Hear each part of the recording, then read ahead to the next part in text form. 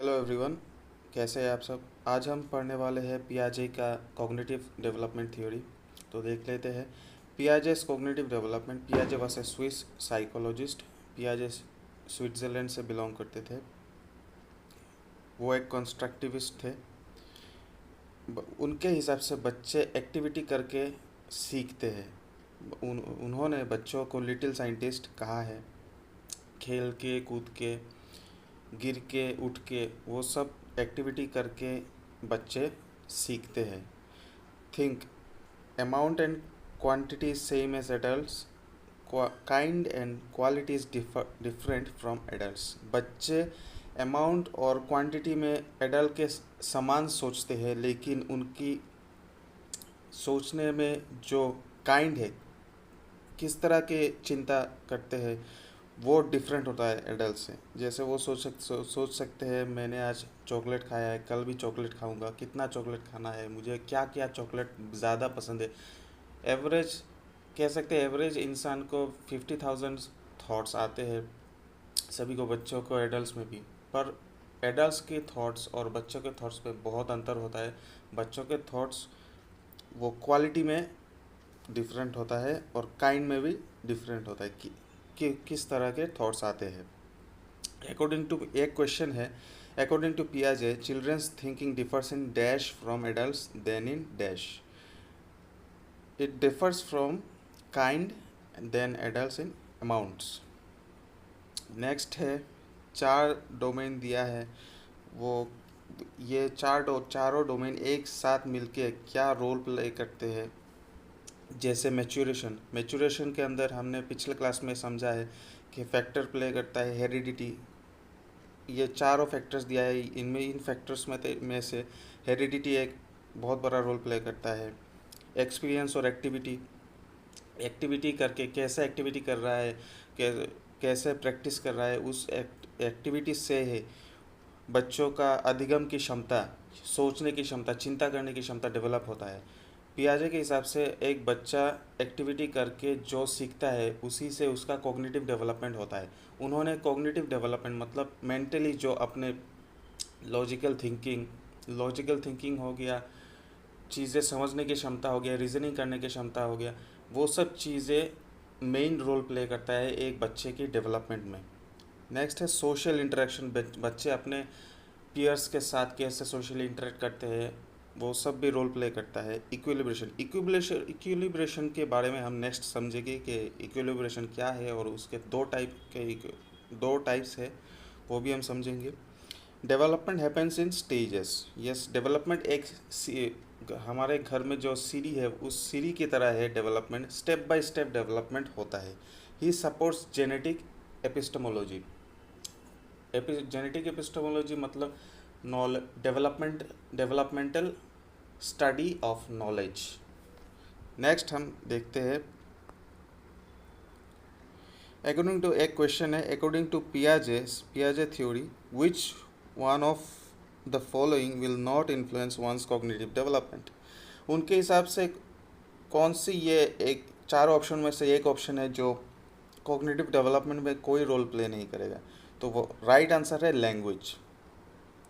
हालांकि हम हमारे अगले थ्योरी में वाइगोर्स्की में पढ़ेंगे कि लैंग्वेज एक बहुत बड़ा रोल प्ले करता है, लेकिन पियाजे इस बात से वो डिसएग्री करते हैं। उनके थ्योरी के हिसाब से लैंग्वेज कोई रोल प्ले नहीं करता। कॉग्निटिव अधिगम ही मेन रोल प्ले करता है एक बच्चे के लर्निंग में। ईगोसेंट्रिक स्पीच क्या है ये समझ रहे। पियाजे says the better the cognition the better one can develop language. उनके हिसाब से एक बच्चा का अधिगम का क्षमता जितना बेटर होगा, जितना अच्छा होगा, सोचने की क्षमता, समझने की क्षमता, रीजनिंग करने की क्षमता, inductive logical thinking, logical explanation देने की क्षमता जितना बेटर होगा, उसका लैंग्वेज डेवलपमेंट होने का चांसेस उतना ही हाई होगा। It's of no use in cognitive development. उनके हिसाब से ईगोसेंट्रिक स्पीच का कोई रोल नहीं है कॉग्निटिव डेवलपमेंट। अब आप सोचेंगे कि ईगोसेंट्रिक स्पीच क्या है। ईगोसेंट्रिक स्पीच वो स्पीच है जो बच्चे अपने आप से छोटे जब रहते हैं, ज़ीरो ज़ीरो से 2 साल के, जन्म से 2 साल के अंदर के अंतर्गत जब वो खेलते हैं अपने किचन सेट्स के साथ खेलते हैं, वो अपने आप से बातें करते हैं, खेलते हैं अपने आप से। इमेजिनरी फ्रेंड समझ के सामने एक इमेजिनरी फ्रेंड बैठा है, वो इमेजिनरी फ्रेंड कोई और नहीं, वो खुद ही है, उनके साथ ही वो लोग बातें करते हैं। वही ईगोसेंट्रिक स्पीच यहाँ पर बताया गया है। It's of no use in cognitive development, children talks in self centred manner. वो अपने आप से ही बात करते हैं, वो ही अपने आप की दुनिया का राजा है। They talk with themselves, yes, 2 to 6 years, ये मैंने गलत बताया, 0 to 2 ईयर्स में नहीं, 2 to 6 years is the period of egocentric speech. Vygotsky, ये मैंने पहले बताया, also talked about this comes under pre operational stage of development. पियाजे के हिसाब से 4 स्टेजेस ऑफ डेवलपमेंट दिया गया है, ये हम आगे समझेंगे। नेक्स्ट एक क्वेश्चन है, in the context of language development which of the following area was underestimated by पियाजे? Heredity, social interaction, egocentric speech या active construction by the child? ये राइट आंसर होगा इगोसेंट्रिक स्पीच। नेक्स्ट हम देख लेते हैं equilibration. Equilibration क्या है? Equilibration is that knowledge which is balanced in both mind and outside world. Equilibration हमारे अंदर के हमारे माइंड के अंदर जो एक नॉलेज है और रियल वर्ल्ड में एक नॉलेज है, वो नॉलेज अगर बैलेंस में हो तो उस बैलेंस ऑफ नॉलेज को हम इक्विलिब्रेशन कहते हैं। इक्विलिब्रेशन को 2 भाग में बांटा गया है। एक है एडप्शन प्रोसेस में 2 चीज़ें आते हैं, एसिमिलेशन, एकोमोडेशन। मेनली 2 चीज़ें आते हैं, एसिमिलेशन, एकोमोडेशन। और कॉग्निटिव प्रोसेसेस में क्या क्या है? कॉग्निटिव प्रोसेसेस में आते हैं स्कीमा क्या है? Organised structure of information in mind. एक ऑर्गेनाइज वे में हमारे माइंड के अंदर कुछ चीज़ें हम जो देखते हैं, सुनते हैं, जो सीखते हैं, उसके हिसाब से एक पिक्चर बना लेते हैं। जैसे कि हमने एक एप्पल को देखा, एप्पल का रंग क्या होता है? लाल होता है, उसका शेप थोड़ा राउंड होता है। एप्पल देखने के बाद हमने हमारे माइंड में, अगर दूसरी बार अगर कोई बोले एप्पल, तो हमारे माइंड के अंदर एक एप्पल की छवि अपने आप बन जाती है। वो छवि जो बनती है उसको हम स्कीमा बोलते हैं। स्कीमा के बाद कॉग्निटिव प्रोसेस में आता है assimilation, accommodation and organisation. Organisation कुछ नहीं है, स्कीमा को ही स्टेप बाय स्टेप एक स्ट्रक्चर्ड मैनर्ड में सजा के रखने को हम ऑर्गेनाइजेशन बोलते हैं। नेक्स्ट है एसिमिलेशन। स्कीमा में कुछ मॉडिफिकेशन होता है, स्कीमा बार बार हमको अपडेट भी करना पड़ता है। स्कीमा हर समय फिक्स नहीं रहता। जैसे हमने बच्चे कुछ स्कीमा डेवलप करते हैं, जैसे वो अगर गलत हुआ तो उसका भी थोड़ा मॉडिफिकेशन प्रोसेस होना चाहिए। वो मॉडिफिकेशन प्रोसेस का स्टार्ट होता है एसिमिलेशन से। एसिमिलेशन क्या है ये समझ लेते हैं। When we add some new information to our previous knowledge, अगर हम कुछ न्यू इन्फॉर्मेशन ऐड करते हैं हमारे प्रीवियस नॉलेज में, तो उसको हम एसिमिलेशन कहते हैं। For example, we know a black cat when we see another black cat of different color. We add information that cats can have different colors also. हमने एक कैट देखा, एक बच्चे ने एक कैट देखा, वो ब्लैक कलर का है। वो उसने स्कीमा डेवलप कर लिया कि दुनिया के सारे कैट्स ब्लैक कलर के होते, पर उसके बाद उसने डिफरेंट कलर, वाइट कलर का कैट देखा, तो उसका स्कीमा में चेंज हुआ।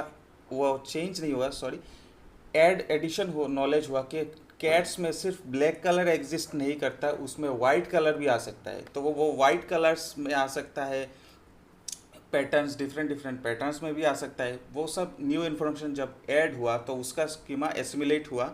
वही प्रोसेस को हम एसिमिलेशन कहते हैं। एसिमिलेशन के बाद इक्विलिब्रेशन। वही हमने समझा है कि बाहर का नॉलेज और आउटसाइड वर्ल्ड का नॉलेज और हमारा इनसाइड माइंड का नॉलेज जब बैलेंस में आ जाता है तो इक्विलिब्रेशन होता है।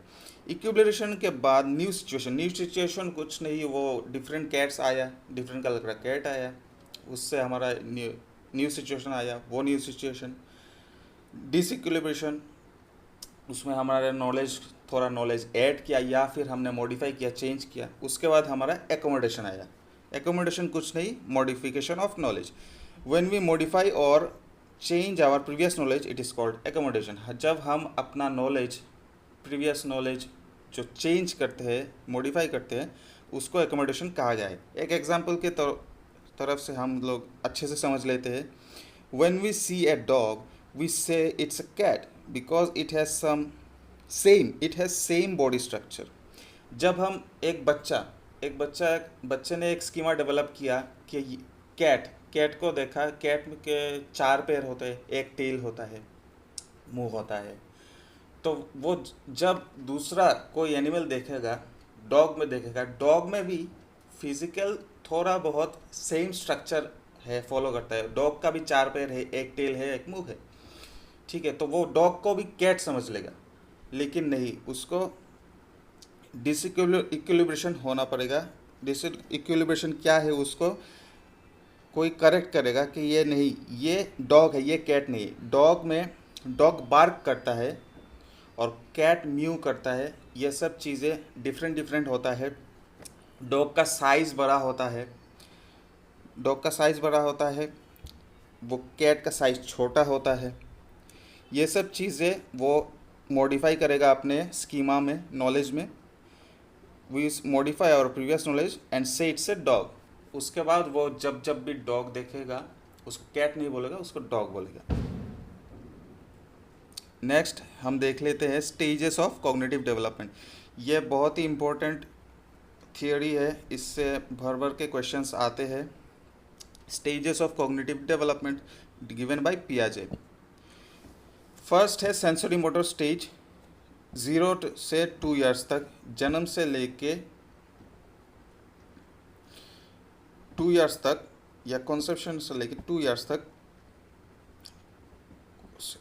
को सेंसरी मोटर स्टेज कहा गया है। Children learns through senses.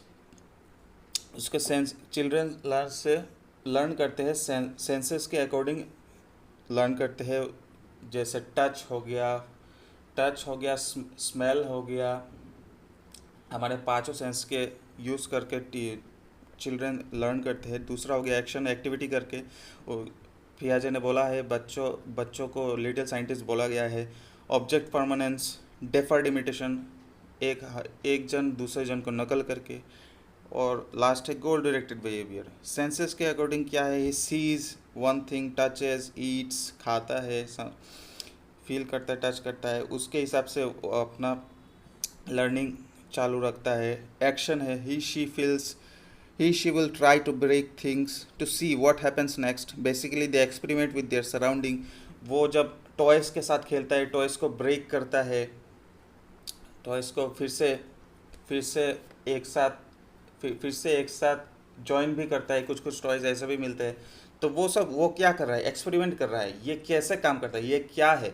कुछ बच्चे अब इस समय मुंह में लेके चख के भी देखते हैं, तो ये सब क्या है, एक्शन के थ्रू, सेंसेस के थ्रू वो लोग अपने लर्निंग को चालू रखते हैं। इसी को सेंसरी मोटर, ये सब चीज़ें सेंसरी मोटर स्टेज में आता है। ये first stage of cognitive development है। नेक्स्ट है object permanence. It's a memory of any object given to them at this stage. एक ऑब्जेक्ट उनके पास है, एक टॉय है, उस टॉय के बारे में वो जब खेलते हैं, उस टॉय के बारे में वो मेमोरी डेवलप कर लेते हैं। वो मेमोरी उनके कॉग्निटिव मेंटल स्कीमा में फिक्स्ड हो जाता है। नेक्स्ट क्या होता है, if initially they will forget, initially वो फॉरगेट भी करते हैं। If you take away their toys but later they form a memory of that object which is now difficult to take away from them. धीरे धीरे क्या होता है, वो ऑब्जेक्ट के साथ अटैच हो जाते हैं। ऑब्जेक्ट अगर आप टॉय ले भी लेते हो, वो याद रहता है, हाँ आपने मुझसे एक टॉय लिया था, मुझे वो वापस चाहिए। If you take away they will try to find it if आपने अगर उस टॉय को छुपा के रख दिया कहीं पे, तो वो उसको फाइंड करने की कोशिश करेंगे। वो रोते रोते भी है उस टॉय के लिए। May cry for that also even if they lose something they know too.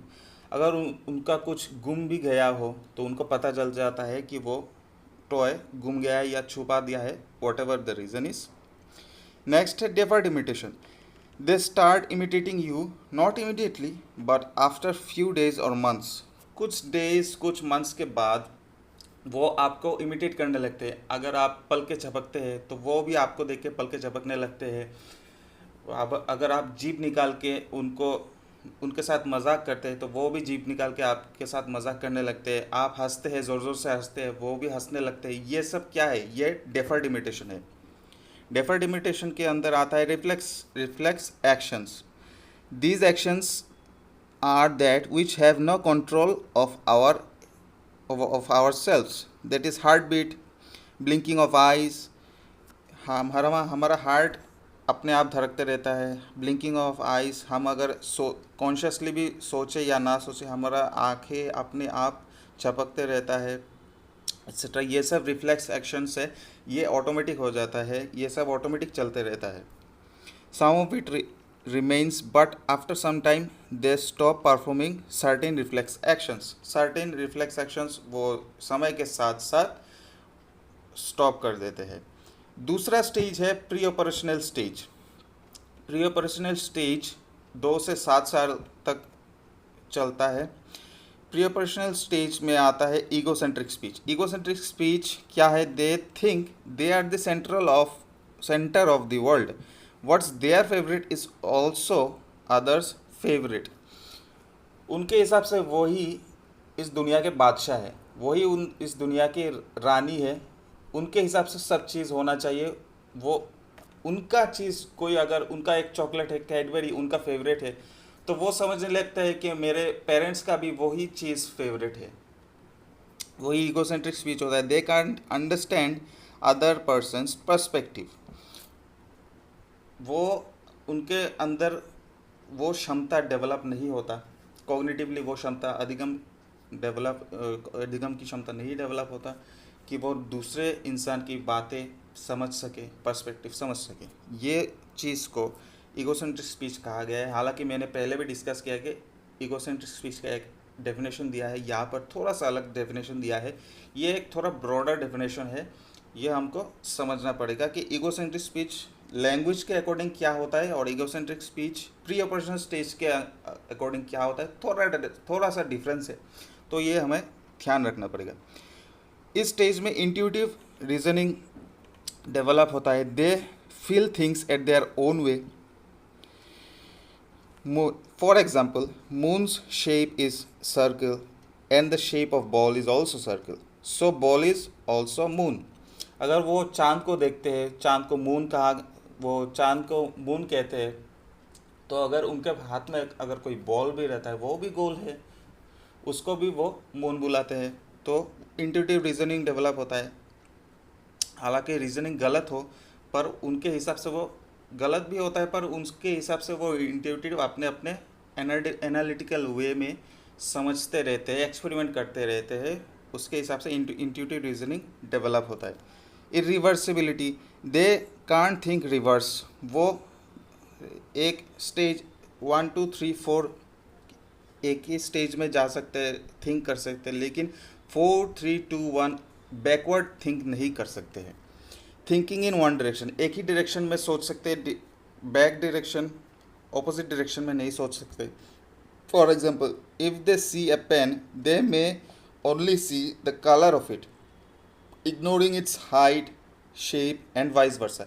अगर उनके सामने कोई पेन रख दिया जाए तो वो पेन का सिर्फ कलर ही देख सकते हैं, या अगर कलर नहीं देख सकते, उसका सिर्फ एक साइज़ देख सकते हैं, उस कलर इग्नोर कर देंगे, उसका साइज़ इग्नोर कर देंगे, वो देखने में कैसा है, लंबा है, छोटा है, ये सब चीज़ें डिफरेंट एस्पेक्ट्स नहीं सोच सकते, वो वन डायरेक्शन में सोच सकते हैं। इसी को इरिवर्सिबिलिटी कहा गया है। नेक्स्ट है एनिमिज्म। एनिमिज्म क्या है? Object which have no life they think that it's alive. Basically वस्तु में जान होता है।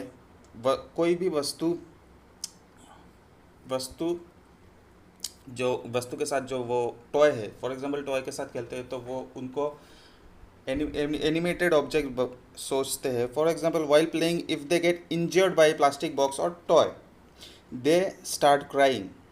व्हेन एन एल्डर स्कूल्स, कोई भी एल्डर, उसके पेरेंट्स, माँ हो गया पापा हो गया, उनको उस टॉय को अगर स्कोल्ड करते हैं, बीट करते हैं या फ्लोर को मारते हैं, ये फ्लोर के वजह से आपको आपको इंजर हुआ, आपको दर्द हुआ, हम उस फ्लोर को स्कोल्ड करेंगे तो वो बेटर फील करते हैं। They feel happy assuming that it's alive and it's also can feel pain like them.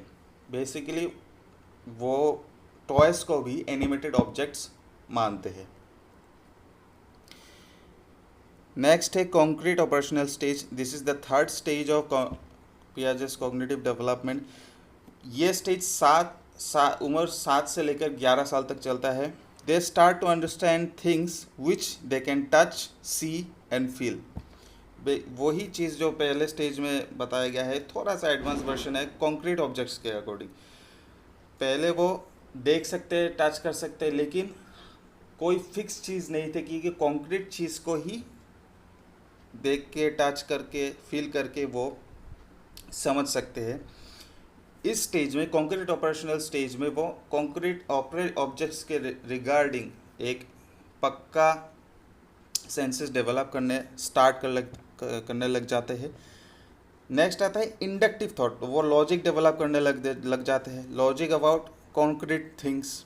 Reasoning develops eight this stage. Reasoning करने लगता है 1+1=2। फॉर एग्जाम्पल, मैं एग्जाम्पल दे रहा हूँ, 2+2=4। 2 चॉकलेट्स दिया गया है, 2 डेयरी मिल्क दिया गया है। 2 डेयरी मिल्क का अगर वो मिलाएंगे तो वो बता सकते हैं कि मेरे पास 2 नहीं, 1 नहीं, 2 है, 2 डेयरी मिल्क है। वैसे ही अगर 4 पैकेट्स का डेयरी मिल्क उनके साथ दिया गया है तो वो बता सकते हैं वो टोटल कितना है, 4 है। वो सब रीजनिंग वो इस स्टेज में डेवलप करने लगते हैं। इसी को थोड़ा ब्रेक डाउन करते हैं। क्या बोला गया है? CCS, conservation, classification and seriation. ये CCS एक निमोनिक है, आप याद कर लीजिए, एग्जाम में काम आ सकता है। कंजर्वेशन क्या है? They can reverse think now. पिछले स्टेज में वो रिवर्स थिंक नहीं कर सकते थे प्री ऑपरेशनल स्टेज में, लेकिन अब कॉन्क्रीट ऑपरेशनल स्टेज में वो रिवर्स थिंक कर सकते हैं। They can understand quantity and shape of things also. For example, if anyone gives them a toffee या chocolate, dairy milk, जो भी हो, in different pieces, they can now guess. वो guess कर सकते हैं कि उसका शेप अलग है, उसका टेस्ट अलग है, उसका साइज अलग है। that these are the pieces of a big toffee. ये एक बड़ा टॉफ़ी का भाग है। It's also called decentration of things. वो इसी चीज़ को डिसेंट्रेशन भी बोला गया है।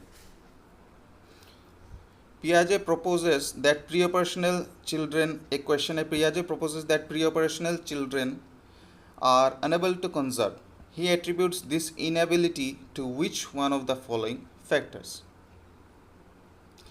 एक है irreversibility of thought, दूसरा है ऑप्शन है inability of hypothetical deductive reasoning, तीसरा है पर्सनल फेबल, चौथा है lack of high level abstract thinking. तो राइट आंसर होगा इन इरिवर्सिबिलिटी ऑफ थॉट। ये हमने डिस्कस किया हुआ है। नेक्स्ट है CCS में आता है, कंजर्वेशन के बाद आता है क्लासिफिकेशन। क्लासिफिकेशन में आता है, क्लासिफिकेशन हम आते हैं, they can organise things based on qualities, categories. अगर 4 सर्कल्स दिया हुआ है, 4 बॉल्स है, वो चारों बॉल्स एक साथ रख सकते हैं। 4 बॉक्सेस दिया गया है, वो चारों बॉक्सेस, ये सर्कल है, ये स्क्वायर है, ये रेक्टेंगल है, ये सर्कल के साथ ही जाएगा, स्क्वायर के साथ ही जाएगा, रेक्टेंगल के साथ ही जाएगा, एक सीरीज फॉर्म करेगा। वो सब चीज़ें क्लासिफिकेशन हो, उसी सब चीज़ों को क्लासिफिकेशन बोला जाता है। वो सब चीज़ों को साइज़ के अकॉर्डिंग, शेप के अकॉर्डिंग बच्चे सजाने सीख जाते हैं। इसी को क्लासिफिकेशन बताया गया है। नेक्स्ट है seriation, arranging things in series either in ascending और डिसेंडिंग ऑर्डर, लाइक 1 2 3 4, कोई नंबर ब्लॉक्स दिया गया है 1 to 10 तक, वो असेंडिंग ऑर्डर में 1 से लेकर 10 तक भी सजा सकते हैं, और डिसेंडिंग ऑर्डर बड़े से लेकर छोटे भी सजा सकते हैं, 10 से लेकर 1 तक भी। नेक्स्ट और final stage of Piaget's cognitive development is formal operational stage. ये स्टेज 11 साल की उम्र से लेकर 15 साल की उम्र तक चलता है। ये stage highest level of cognitive development है। पियाजे के according it is the highest level of cognitive development. ये बच्चा अपनी पूरी मेंटल कैपेसिटी, मेंटल रीजनिंग, सब कुछ करना हाईएस्ट लेवल है, ये पूरा डेवलप हो जाता है। ये पियाजे के अकॉर्डिंग है। क्या है डिडक्टिव रीजनिंग? डिडक्टिव रीजनिंग क्या है? डिफरेंट सेट्स का इंफॉर्मेशन दिया रहेगा, वो सब सेट्स को, स्कीमा को स्टडी करके, रिसर्च करके वो एक पर्टिकुलर कंसाइज मैनर का एक रीजनिंग आंसर डिडक्ट करता है, एक स्कीमा डेवलप करता है, वो उसको डिडक्टिव रीजनिंग कहा गया है। नेक्स्ट होता है एब्स्ट्रैक्ट थिंकिंग। एब्स्ट्रैक्ट थिंकिंग क्या होता है? थिंग्स विच आर इंटेंजिबल, जो हम टच नहीं कर सकते, उसी चीज़ों को हम एब्स्ट्रैक्ट थिंकिंग कहते हैं। Meaning, ideas, memory, imagination etcetera. Ideas को हम टच कर सकते हैं क्या? मेमोरीज़ को हम क्या टच कर सकते हैं? इमेजिनेशन को हम क्या टच कर सकते हैं? ये सब चीज़ें एब्स्ट्रैक्ट थिंकिंग है। एब्स्ट्रैक्ट थिंकिंग वो इस स्टेज में 11 साल की उम्र से 15 साल की उम्र तक डेवलप करने लग जाते हैं। इसी उम्र में उनका एक और भी स्किल डेवलप होने लगता है। क्या है? हाइपोथेटिको। वो है hypothetico deductive reasoning. Based on research they can predict. वो मैंने डिडक्टिव रीजनिंग जो बताया है, बेस्ड ऑन रिसर्च, वो डिफरेंट सेट्स ऑफ इन्फॉर्मेशन को एनालाइज करते हैं। एनालाइज के बाद एक कंक्लूजन ड्रॉ करते हैं। वही कंक्लूजन क्या होता है? फाइनल कंक्लूजन को हाइपोथेटिको डिडक्टिव रीजनिंग कहा गया है। For example, economist predicting the economy of a country in next 5 years। पियाजे को रेडिकल कंस्ट्रक्टिविस्ट भी कहा गया है। पियाजे मानते थे कि चिल्ड्रन का कॉग्निटिव ओवरऑल डेवलपमेंट कॉग्निशन के ऊपर ही निर्भर है। तो ये रहा आज का क्लास। मैं आशा करता हूँ आपको ये अच्छा समझ में आया होगा अच्छे से। अगर कोई भी डाउट्स हो, आप लोग क्वेश्चंस कीजिए, कमेंट्स बॉक्स में क्वेश्चन कीजिए। And thank you for watching.